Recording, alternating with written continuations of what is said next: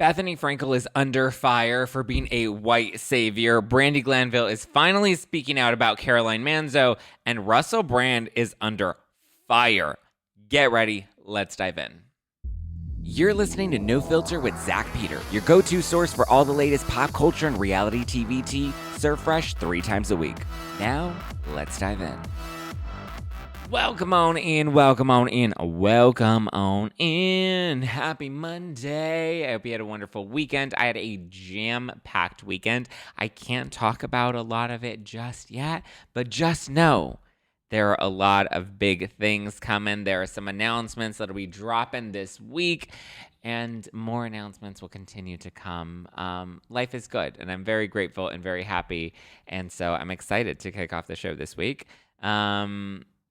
Pre-taping this Sunday night. So if you're listening to this on the podcast or if you're watching this on the YouTube, 1, hit the like button, leave me a nice Apple Podcast review. Love that validation. But 2, I might be somewhere taping a very special podcast that you should expect to drop very soon because it's gonna be juicy. Hey.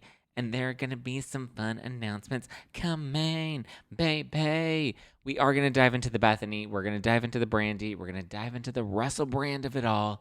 But first, let's start with a few tidbits of tea, okay? First up, Ramona Singer. Holla, she's got a new boyfriend, Bill Luby. According to the Daily Mail, they're now dating and it's getting serious. Getting a little hot and heavy. So Bill's a 63-year-old millionaire financer, lives out in Jersey, and apparently they're so good that they're already talking about marriage, which is interesting given that he's just at the tail end of wrapping up his divorce to his ex. Listen, Ramona moves quick. When she sees some lobster or she sees herself a nice Jersey millionaire, she's like, listen, I'm going to grab this millionaire and grab this lobster. I'm going to put it in my purse and I'm going to keep on moving. Okay? She knows that there's no more Real Housewives in New York. So she's betting her eyes on other things. I know she also now has a podcast and she was like dragging Sai because like Sai from the New York reboot, she had a little shade to throw to Ramona, so Ramona threw a little shade back at her, and Ramona is just in the process of living life. And you know what? You do you, Ramona. You do you, boo.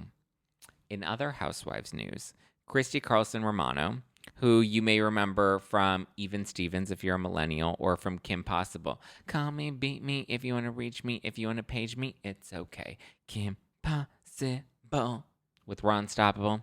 So Christy Carlson Romano, who was Kim Possible, and she was Ren on Even Stevens with Shia LaBeouf, she just did a podcast interview where she revealed that she was interviewed for the Austin iteration of Real Housewives. So unclear of when this actually happened, but apparently at some point in the recent few months to a year, again, unclear of when she was actually interviewed, but she said that they approached her about doing a Real Housewives franchise in Austin. She did do an interview for it, but she ultimately felt like it wasn't in alignment for like her and where she's at.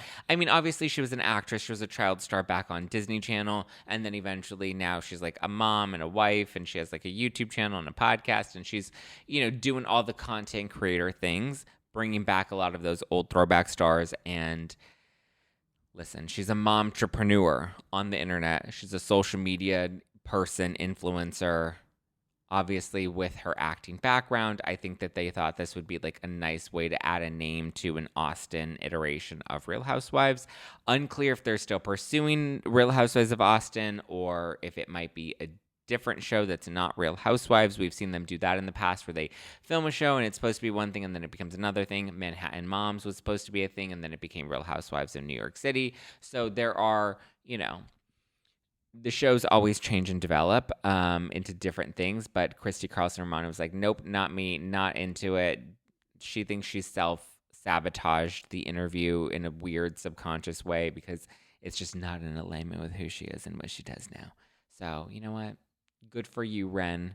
I'm sure Lewis would be very proud that his sister has some dignity and wouldn't do the Real Housewives of Austin. I wouldn't be against it. I would actually watch as a fan of Even Stevens and as someone that used to watch Kim Possible. Kim Possible. I'm not against it. I would actually be here to see Christy Carlson Romano join the Real Housewives, but she ain't doing it. So moving on. Also not doing it is the Drew Barrymore of it all. So Drew has buckled. Drew is no longer moving forward with her talk show. She is putting it on pause until the writer's strike is over. Along with CBS's The Talk, they also were scheduled to launch the new premiere of their show. That's also being put on pause. So daytime. I was talking to someone, well, actually, I was talking to two people about, or one person today and one person yesterday, both in the industry. One person was telling me, because I was like, well, I don't understand. Like, isn't, Tamron Hall still on, and Kelly and Mark are on, and one person clarified that like morning shows and daytime talk shows are very different, because daytime talk shows actually hire writers, whereas morning shows don't typically hire writers. So it doesn't appear that like Kelly and Mark like have WGA writers that are on their staff, whereas Drew Barrymore did have WGA writers. And The Talk is also, falling in line with solidarity for the writers that are striking. Hopefully it puts pressure on the networks to actually come to some sort of deal. I don't know. The strike's been going on since May. Who knows how much longer it's going to take. I'm not, like, I wasn't as mad about people, like, dragging Drew.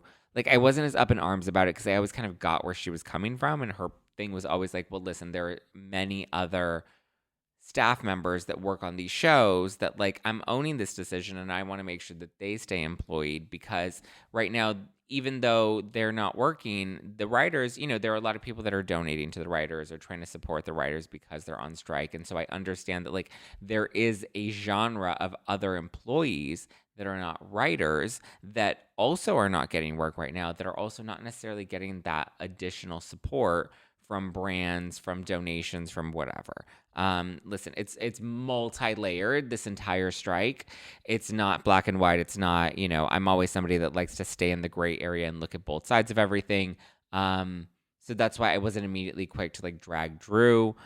To me, it kind of feels like she didn't come to this decision or conclusion on her own. It kind of feels like the backlash, maybe she was a bit bullied into making this decision because the backlash was so strong. I think I would have liked her to make a decision and stand in that decision and have a little bit of conviction, or at least believe that like she truly feels like the decision that she made was wrong. I don't know. I just believe that this is more PR optics rather than it is, her standing in solidarity with the writers, or her, really putting her foot down and moving forward with the start of her show. So I feel like it is a bit of a flip-floppy decision, especially because she was originally in support of the strike and she dropped out of the MTV Awards, and then she changed that and she's like, no, I'm moving forward with my show because I want to keep my staff employed. And then she buckled back on that, and now she's like, no, I'm actually not going to do my show. So to me, it does feel wishy-washy. And so I don't love that she, like, pick a position, pick a lane, and have conviction in that lane. And know that like that conviction comes from your heart, and like your decision is your decision. I would like to see that from Drew. I just don't feel like she's really giving us that. When it comes to The Talk, I mean, I don't think they're hurting that much either, but we'll see if Drew can even. I don't even think Drew's talk show is that good. Like, I'm not even watching it. So I think everyone's just up in arms because it's Drew Barrymore, but listen, if her show never comes back, I'm not going to be mad. I'm not going to be crying over spilled milk, right? E.T. phone home. I ain't watching her show. Okay, shall we dive into some of the meatier topics, right? Because Bethenny Frankel. Oh, God. How are we even still talking about Bethenny? Why? Like, okay. Bethenny Frankel. She brought some of her used makeup to Consuela and Co. at TJ Maxx, and now she's getting dragged for it, right? So Bethenny claims that that she was giving unused cosmetics that brands have sent to her, that she decided she was going to put them in some Ziploc baggies, like the freezer baggies, the big ones, not like the little sandwich baggies, but like the big Ziploc freezer bags. She was going to get all of her used but not used but semi-used makeup, and she makes little care packages, right? And so she's going around town and she's handing them out to all the homeless and the toothless.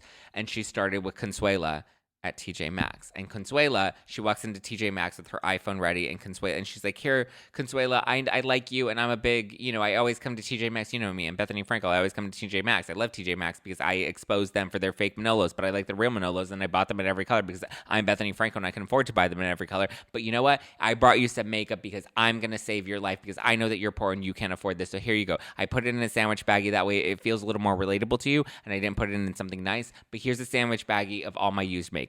And Consuelo was like, no. I'm not allowed to accept gifts from the almighty, altruistic Bethenny Frankel, #1 podcast host in the entire galaxy. Consuela's like, nope, it goes against her company policy. And like, I feel bad for Consuela because you're watching Bethenny's like shaky little iPhone video that she decides she wants to post onto TikTok because she wants to show everybody that she's not just the #1 podcast host in the entire galaxy, but she's also a great person because she's giving all the homeless and the toothless these bags of makeup, right? So poor Consuela, like you can tell like she feels bad and even like a little embarrassed, right? Because she can tell like Bethenny has her like shaky iPhone and she's like putting it in Consuela's face. And Bethenny's filming this woman on her iPhone, giving her this Ziploc bag of goodies, right? Because Bethenny thinks that she's helping. I don't even know what Bethenny's thought process in this was. Like I tried to understand it. We'll get into it. But like, poor Consuela cannot accept it because, again, it goes against their company policy that they're not allowed to accept gifts, especially from the almighty Bethenny Frankel, #1 podcast host in the galaxy. So she ended up giving all of her little lunch baggies to the staff at Restoration Hardware rather than TJ Maxx because I guess TJ Maxx has the policy that Restoration Hardware does not have. So she went and dropped all of her Ziploc baggies over to the Restoration Hardware employees.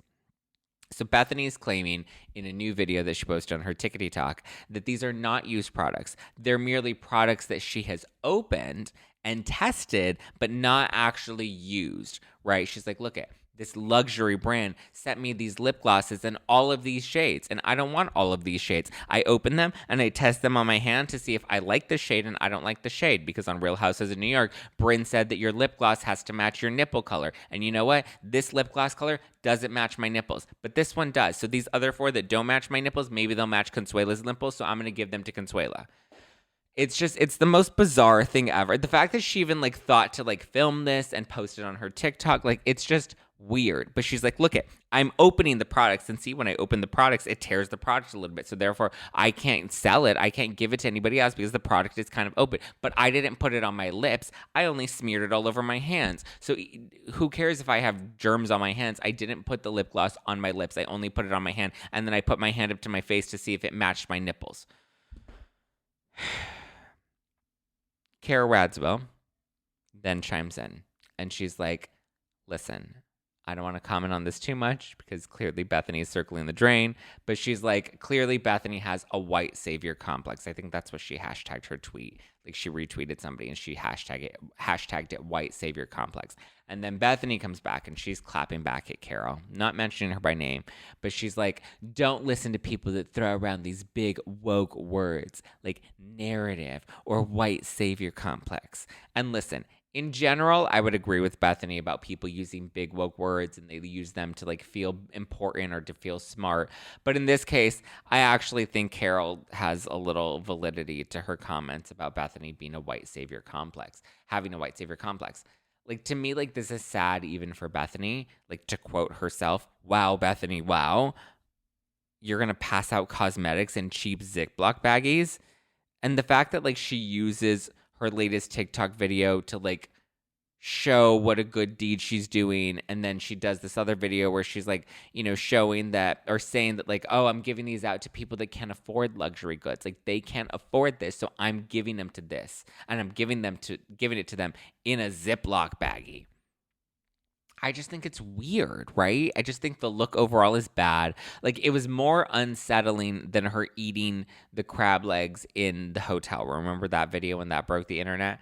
So, and Bethenny's like, I get it. I'm canceled. Nobody's ever going to hire me again. I'm canceled. I'm like, you're not canceled. We're just fucking over you. Like, it's not that anybody wants to cancel you. We just want you to go away at this point. There's not like a deliberate need to like cancel Bethenny Frankel, even though every other show she's had on the air has already been canceled, sweetie. We're not going to cancel you any further. We're just tired. We are sick and tired of you and your white savior complex. I hate these woke terms, but you know what? I actually think that Carol Radsville is right here, right? I just think this is all a bad look all around.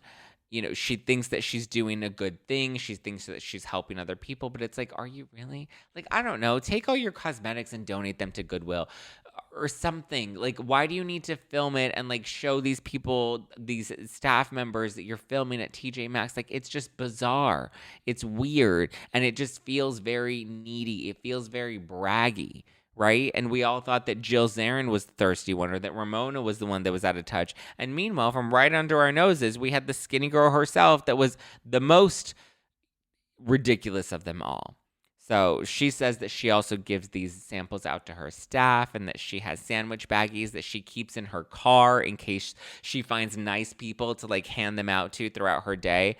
I'm just like, what part of the story has any redemption for you? You just have sandwich baggies in your car. And her caption when she posted the video, like trying to defend herself, she's like, sorry, not sorry, I'm cheap. Are you though? Like, are you like... I truly, truly, truly don't understand this woman. She continues to circle the drain because she's just all around bad news bears. But you know what? You know what's good news bears? Drizzly, the #1 app for drink delivery. If you need a good cocktail this weekend, if you want to just live a little life, or if you're hosting a party, or if you're having some friends over, or maybe a hot date that's coming over, I'm telling you right now, you need to get Drizzly, the go-to app for drink delivery. Drizzly is here to be your partner in parties, meaning they're here to help you take the grunt work out of the get-together so that you can be a confident host and actually party at your own party, or at least be able to imbibe at your little shindig, whether it's one friend, two friends, or whether you're just spending a night in watching Housewives and you need like a yummy Aperol Spritz. I've been loving Aperol Spritz all summer. It's just Drizzly is available to you, and it's the most convenient way for you to get your beer, your wine, or spirits with delivery to your door when you want it, all from the comfort of your couch. I'm telling you, the convenience speaks for itself, and any true Housewives fan knows the importance of being a good party host, or just the importance of enjoying a nice glass of wine while you're watching The Real Housewives. So you know what? Go and download the Drizzly app or go to drizzly.com to make sure you're always prepared and ready. That's Drizzly, DRIZLY.com right now. Must be 21 or older to order. The link is in the description below. Okay? Now tell me if you can relate to this, right? I hate to waste time trying to recover from a night of drinking. Maybe you had one too many with your friends on a Sunday and you woke up a little groggy this Monday. Or maybe you were just out at the bourbon room throwing some wine. Because, it happens. I know I was doing a little wine imbibing over the weekend. But one thing I didn't want is to hurt the next morning. And that's why I love morning recovery. I started to see this cute little blue bottle everywhere, and I tried it, and now I never want to drink without it. It's made with ingredients like milk thistle and ginseng to help you recover from last night's fun. Because yes, you could chug a bunch of water or drink Pedialyte or scarf down some greasy food the next morning, but none of these things will actually leave you feeling glorious, whereas morning recovery will. I consider it to be a game changer. I call it the fountain of youth. Some people like to say that it's your new drink one before you're having a good time and wake up ready to go drink. So if you want to give them a try, if you want to try morning recovery, head to morelabs.com. That's morelabs, morelabs.com, and use code NoFilter to save 25% off your first purchase. That's morelabs.com. Use code NoFilter in the description below. All right, guys, shall we talk more Real Housewives? Let's talk about one of the messiest Real Housewives, Brandi Glanville. Brandi Glanville. So Brandi gave an interview to Page Six's Evan Real. I love me some Evan Real. That's my boy. Shout out Evan. So Brandi talked to Evan, and she's opening up about Real Housewives Ultimate Girls Trip Season 4, the Morocco season, which has since been not entirely scrapped as of yet, but it has been boosted, has been has been bumped over to 2024 because now they've bumped up Ultimate Girls Trip, the New York Legacy, with Dorinda and Ramona, and not Jill, Dorinda, Ramona, Luann, Sonia, Kristen Takeman, Kelly Benzman, random. But anyway, so they're pushing back Morocco. Why?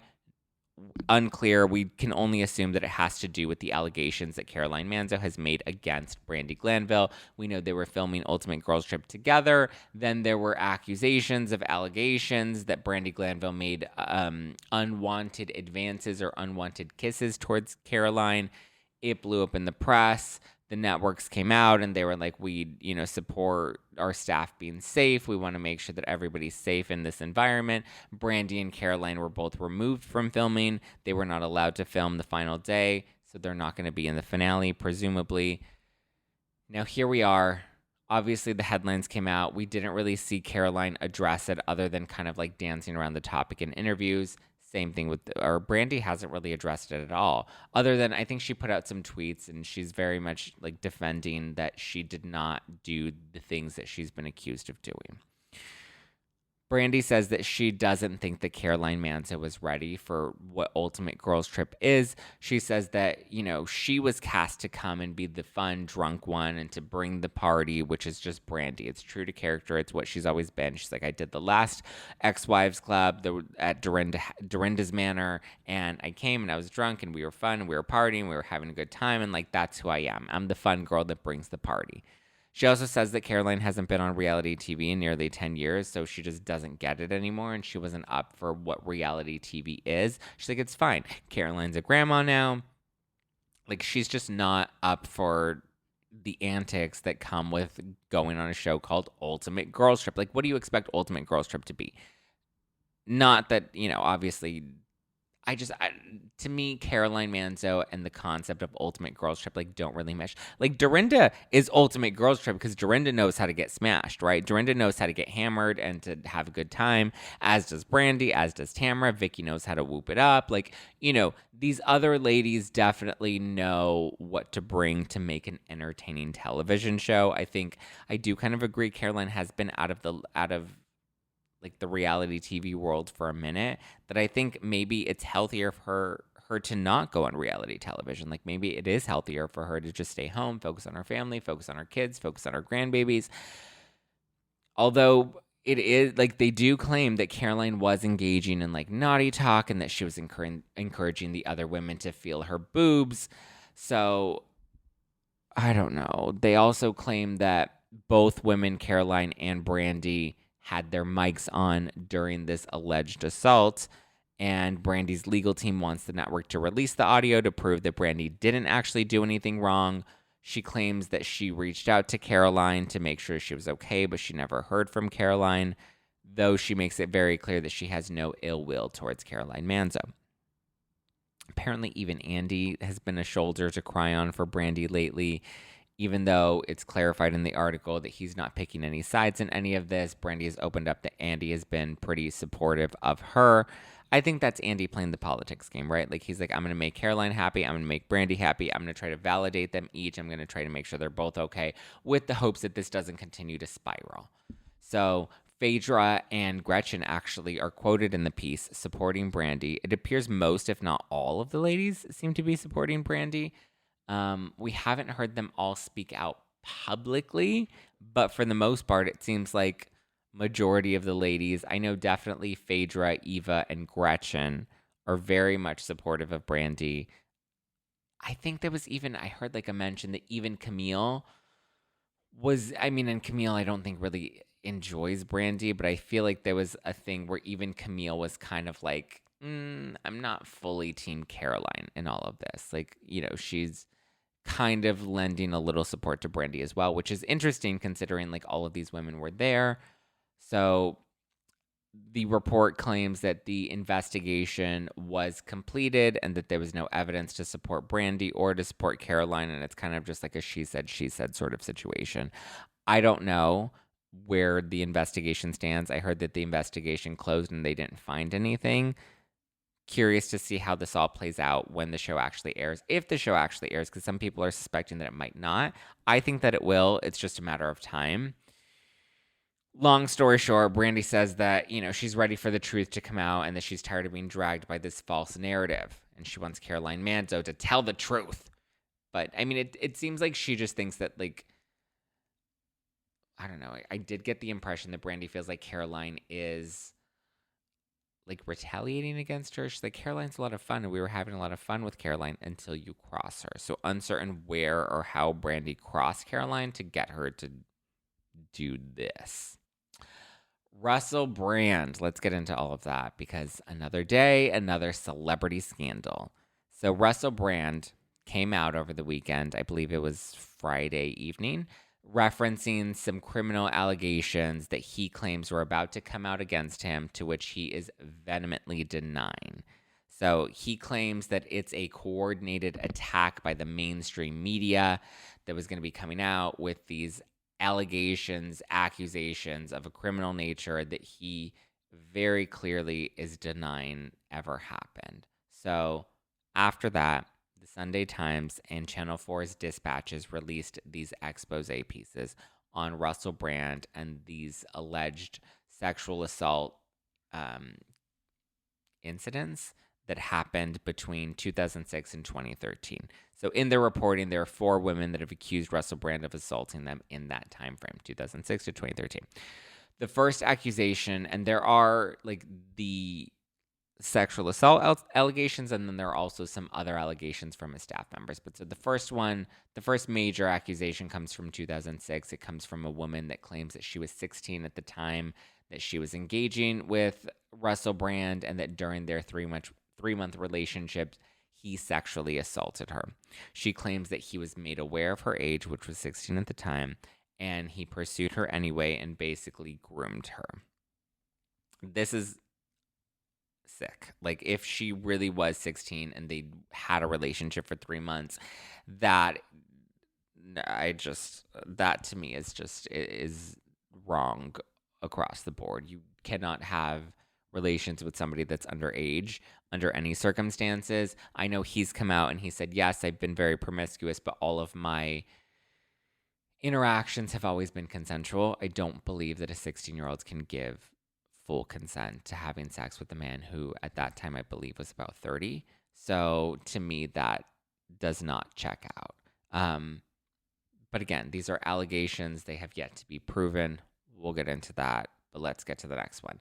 Then we get into 2007, and this is where there's a woman named Jordan Martin.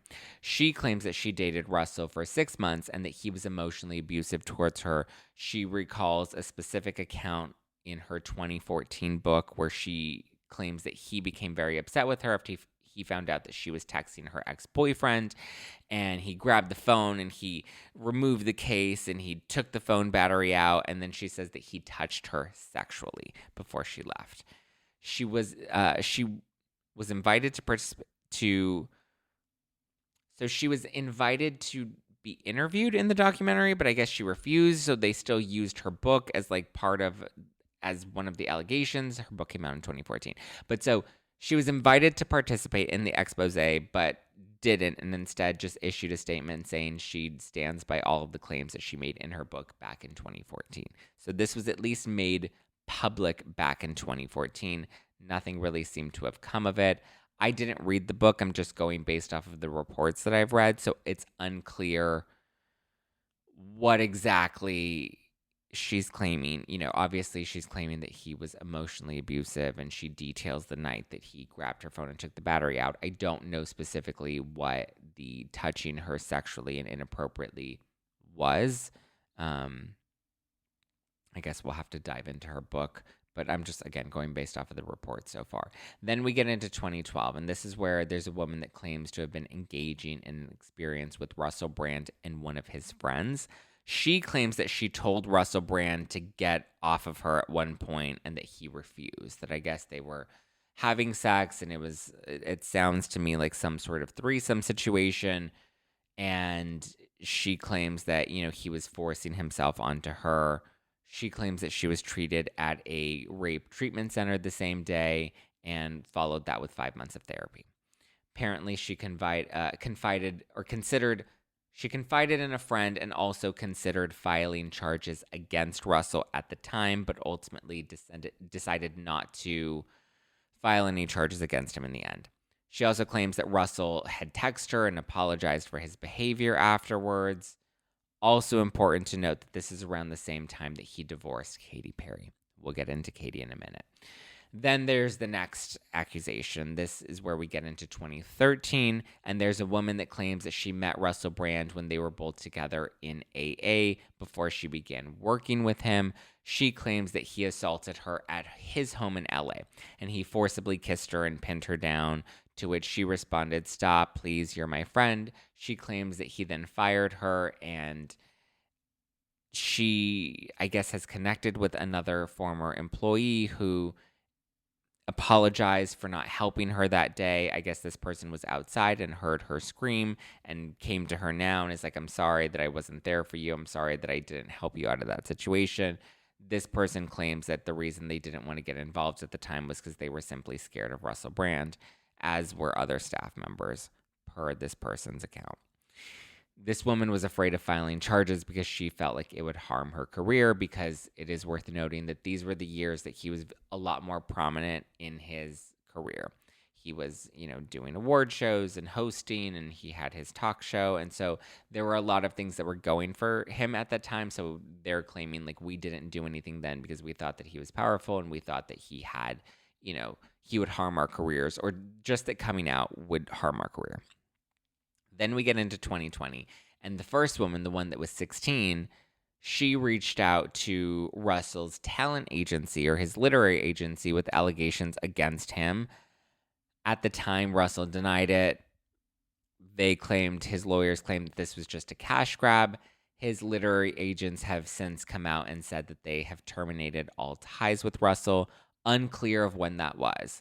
Was that in 2020 when the accusations came forth, or was that more recently, like 2023, when we found out that this expose was going to drop?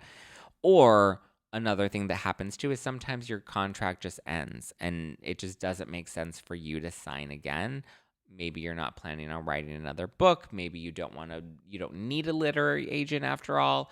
Unclear as to why they stopped working together, because again, the wording of their statement was, "We've since terminated all ties with Russell Brand." But why? Was it like, we heard these allegations, we believed them, and now we're terminating ties with him because we don't want to represent him? Or were there other reasons and you're just trying to do a PR saving face campaign? Anyway, Russell continues to deny any of these claims. He reiterates that he was very promiscuous. I believe he's been very open about his sex addiction in his book. He says that all of his engagements, though, have always been consensual, and that he has witnesses that can back him up. So, interesting. Also, it's important to note that no charges have ever been filed against him. Even now, after the exposés have come out, no charges have been brought against him. The Metropolitan Police Department was reached out to by The Independent, and they claimed that they have not received any reports related to this, that yes, they've seen the headlines, but that no actual reports against Russell Brand have come in.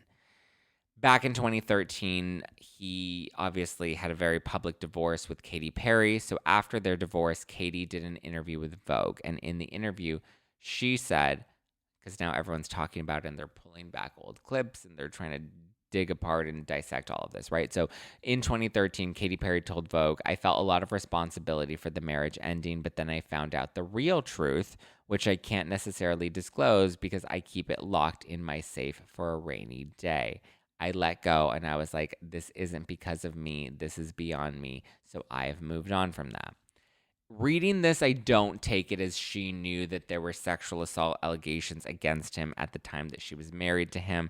This sounds to me like maybe she caught him cheating. And in one of the other accounts about the allegations that one of the other women has made against him, it was around that same time when he was at the tail end of his marriage with Katy Perry, which was in 2013. So it's possible that maybe at the time she found out that he was cheating on her, or found out that he had a sex addiction. She claims that he divorced her via text, that he kind of just texted her one day and told her that he was done and filing for divorce. I think that that's cruel, and that's just not ever a cool thing to do to your wife. Like, I think that that's sick. I hate when people even break up via text, let alone telling somebody you're divorcing them via text. But in her Vogue interview, she also says, at first when I met him, meaning Russ, at first when I met him, he wanted an equal.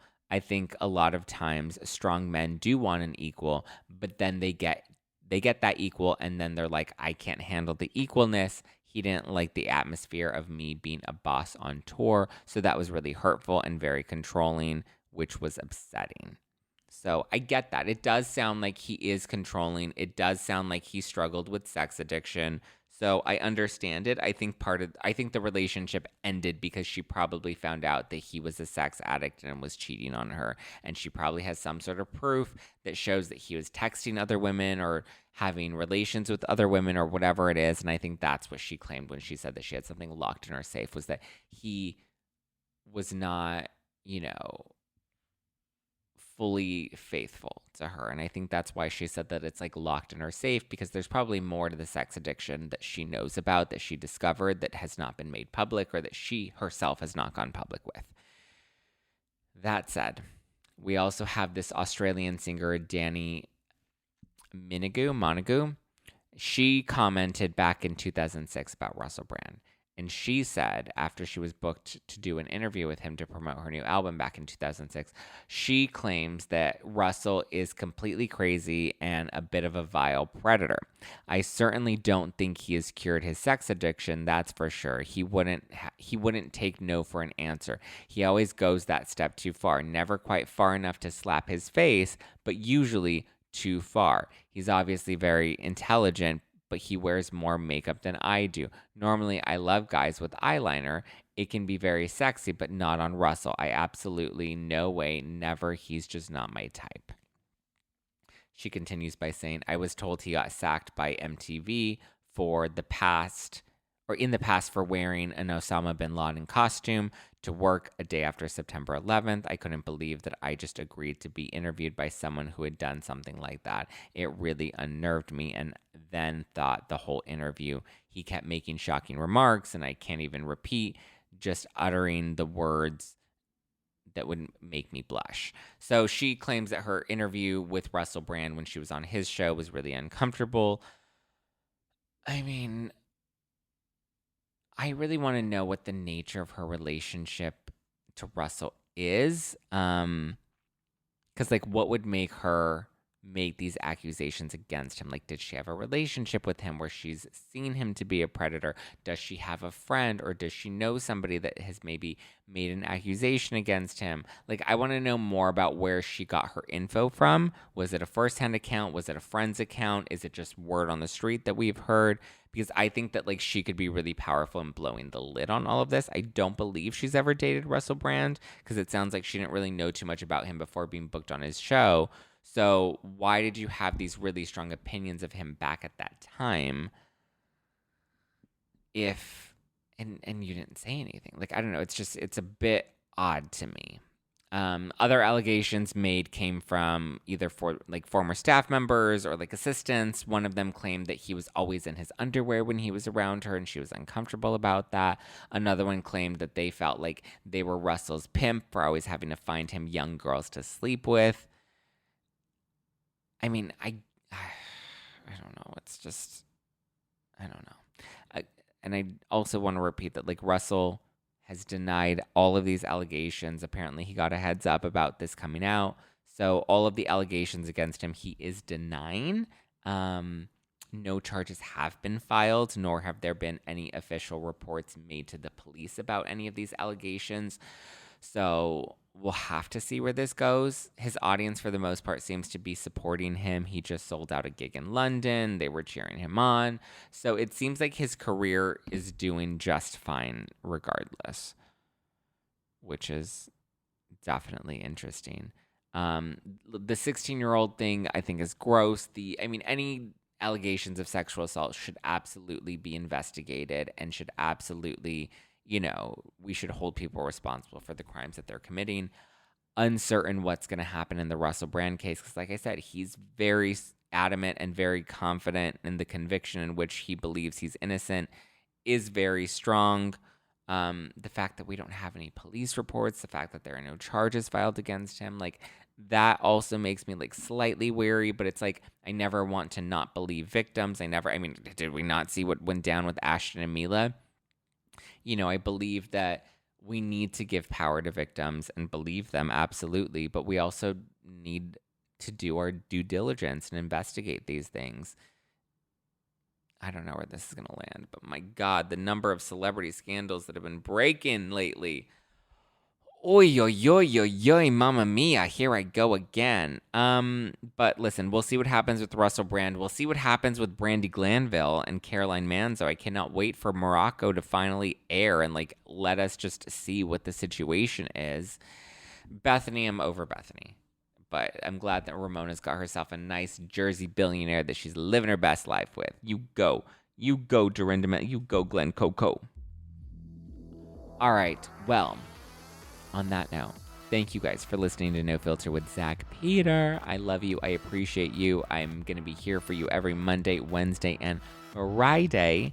Stay tuned. Like I said, there will be some very special announcements dropping this week. You can give me a follow at Just Plain Zack all over the internet, or you can follow the podcast at No Filter with Zack on the Instagram.